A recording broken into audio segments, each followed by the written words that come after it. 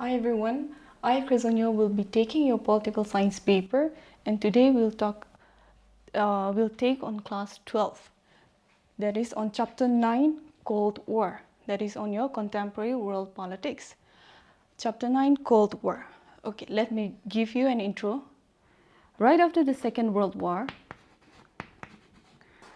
there emerged two superpowers. Okay, that is one led by the USA and the other led by the Russians.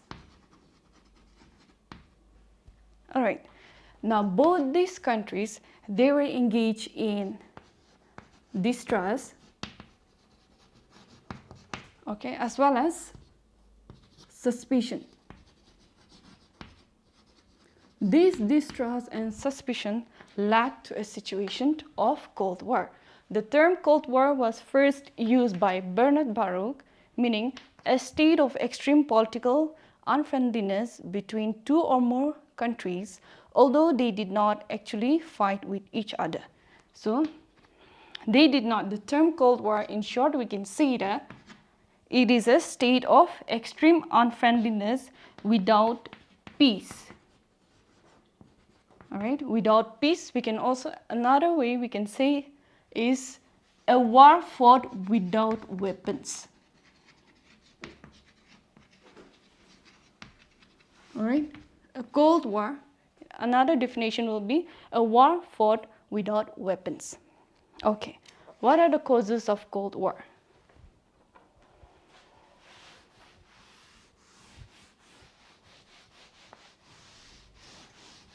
The first one,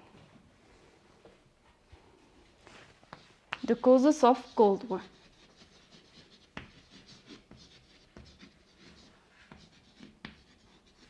The first one is struggle for power.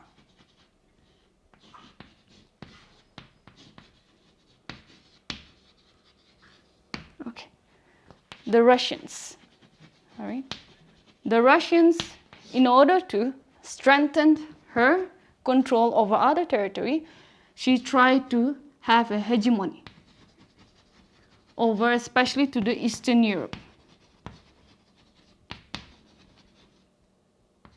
Okay, Eastern Europe comprises of three countries, that is Hungary, Poland, and Bulgaria. She wants to hegemonize over this country, okay, Eastern European. Another one, that is the Greek territory. So that she could spread communism. Okay, so struggle for power, especially enlarging her geographical base, more territory. All right. Point number two. Point number two will be Truman's doctrine. Truman's doctrine. When the Russians were, trying to have a hegemony over the Eastern European as well as the Greek territory, the US and other Western powers, they could not remain silent of what the Russians were doing. All right. So Truman, the then president of US, he tried to directly intervene in the Greek Civil War. Okay. So justifying his statement, justifying his action, he said in the American Parliament, that is called the Congress, American Congress, yeah, he said that the US should give aid, all right, aid, that is assistance, especially in economy and military.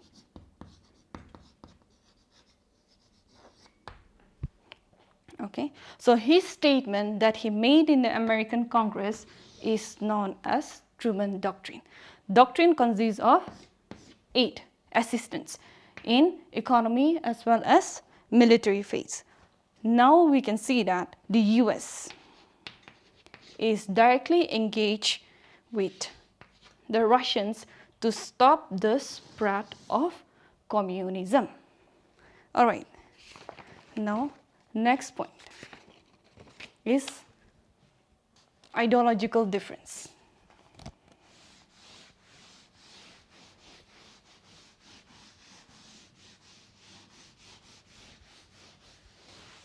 Point number 3, ideological difference.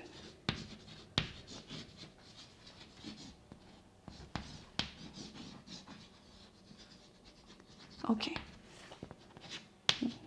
USA and the Russians. Okay. The political system, all right? The political system as well as the economy, yeah, the way of life and the behavior of the people, they started to engage in a heated argument between both these, all right? Why is because USA stood for capitalism and Russians or Soviet Russia, she stood for communism. And in a capitalist country, we have democracy, yeah, we have freedom, as well as we have our rights, both religious and civil political rights. And in communism, in a communist state, these are not much present. So on the other hand, the Russians, they tried to stop the spread of capitalism. Both the countries, they tried to popularize their ideology, right? US, that is capitalist, Soviet Russian, communism. Ideological differences between the two superpowers. Okay, the other cause of Cold War will be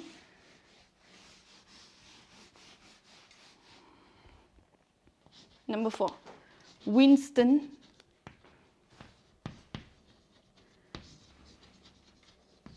Churchill Fulton speech. Okay, Winston Churchill. He was the former British Prime Minister. Okay, former British Prime Minister. He made a statement in Westminster College, and this college is in Fulton, which is in USA. Okay, in his speech, okay, he gave a statement that is in your, it will be in your page 144, and iron curtained. Iron curtain. We all know the purpose of a curtain, right? So he said that an iron curtain has descended across the continent. Okay, this is one of his statement, a powerful statement that he gave in the Fulton speech. Okay, here, iron curtain, he is referring to the communist country, or those who were under the Soviet bloc.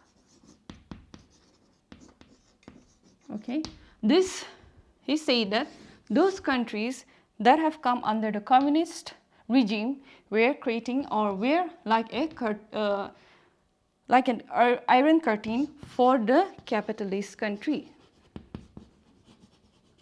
That is, the Soviet bloc countries were creating somewhat like a blockade for the other countries, and there is no unity among them. So Winston Churchill, he said that there should be another alliance for more unity. That's why he advocated for an Anglo-American.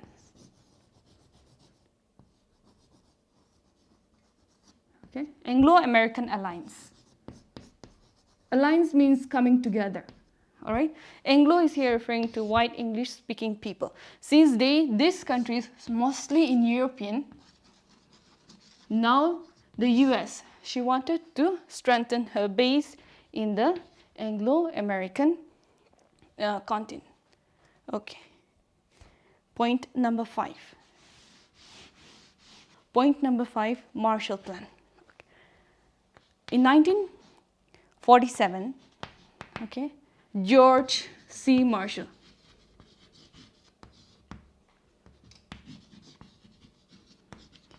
he was the then Secretary of the United States. George C. Marshall, he formulated a plan. Okay, this plan is to give aid. Again, especially in economic assistance. All right, this aid to the European. Why this aid? So that Europe could be able to restructure her industry as well as her economy. And this aid to give to the, again, European countries. Okay. Now, the main purpose of this aid is to uplift poverty. Okay, this is the main reason. Another reason will be to check and to stop the spread of communist ideology. All right, this is the main purpose of the plan. Plan to give aid, that is of economic assistance, to Europe so that she could recover her country and uplift her poverty. All right, this is the Marshall Plan. Now, point number 6. Point number 6 will be military.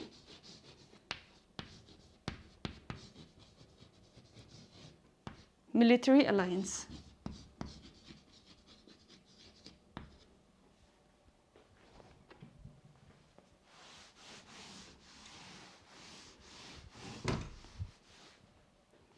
Okay.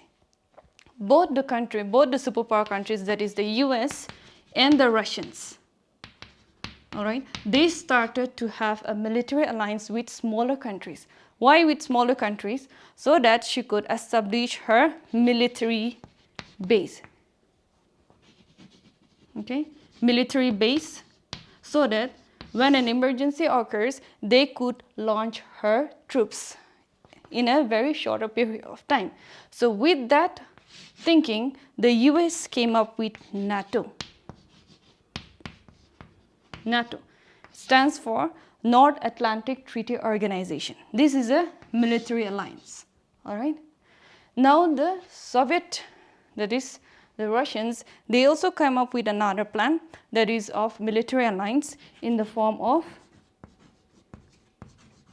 the Warsaw Pact. Okay, this is for the USSR and NATO is for USA. This is mostly on the European continent. Now, again, USA, she wanted to enlarge her base even in the eastern part, Eastern Asia. Okay, so for this, the USA formed SEATO, that is Southeast Asia Treaty Organization.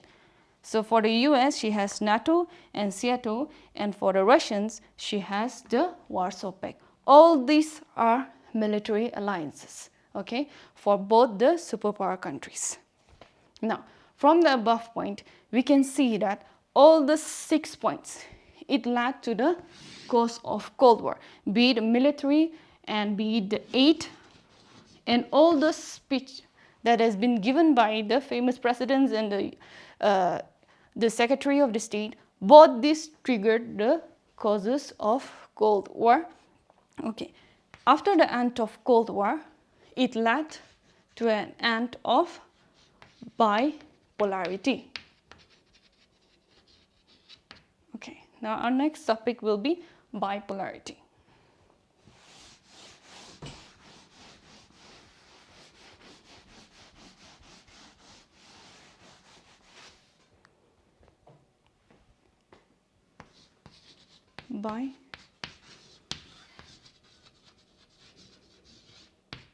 Okay, next one, bipolarity. What is bipolarity?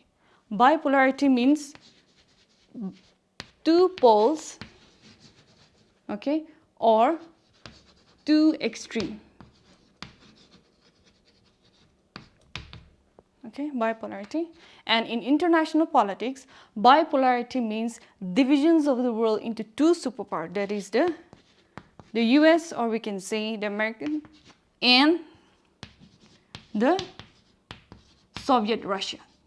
Okay, bipolarity. Okay. Now, with the end of Cold War end of Cold War. This one in detail you have in the next chapter. With the end of Cold War, bipolarity also came to an end. All right. When this Cold War was going on, or when the world was having a bipolar system, there was a challenge to bipolarity. And this challenge came in the form of non-alignment movement. Okay, in short, we can say NAM. NAM, she posed a challenge to bipolarity. All right.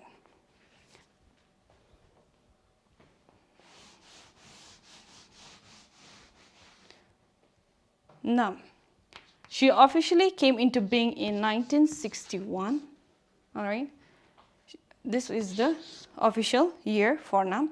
But she has her roots right after the Second World War. When the Second World War ended, this non-aligned movement, it started. Okay. And what is this non-aligned movement? Non-alignment movement means from here we can say not joining. Okay. Not joining the two power block. Okay. And the countries that formed this non-alignment movement were smaller countries of Asia, Latin America, and Europe that got independence right after the Second World War. Since they got independence after a long struggle from the colonial rule, they do not want to become or come under another this power block. Okay, so they want to remain independent. So they joined this non-alignment movement, not joining any of the power block. Okay, in 1947, okay, the Indian Prime Minister, that is Nehru, he convened a conference. Okay. He convened a conference of Asian nations where he said that we the Asians should be able to stand on our own self and not be a part of any of the power block. And in 1955, this feeling was again furthermore strengthened when on 1955, the then president of Indonesia, that is Sukarno, he convened a conference with 29 African and Asian countries saying that they should remain independent and not join any of the power blocks. All right. Okay. Now, in short, we can say that non-alignment movement is a movement not joining the two power block, that is either the capitalist or the communist. It held her first summit in 1961. Okay, that happened in Belgrade.